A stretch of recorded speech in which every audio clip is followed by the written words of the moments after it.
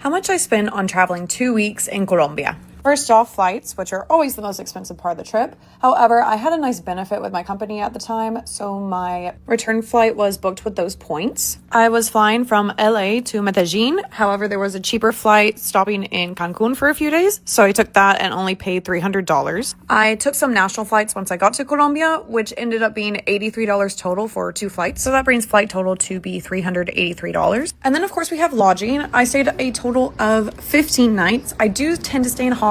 Some are more expensive than the others, but the grand total was $232.30, which rounds out to be $15.50 per night. Food was a little bit more difficult to calculate because I did pay mostly cash. However, I think it averaged out to be about $18 per day. I'm sure some days I paid more, some days I paid less. But that brings my food total for 16 days to be $300. I took a few buses across the country and some taxis. I'm going to average out my transport expenses to be about $26. And I really didn't pay that much of an experiences.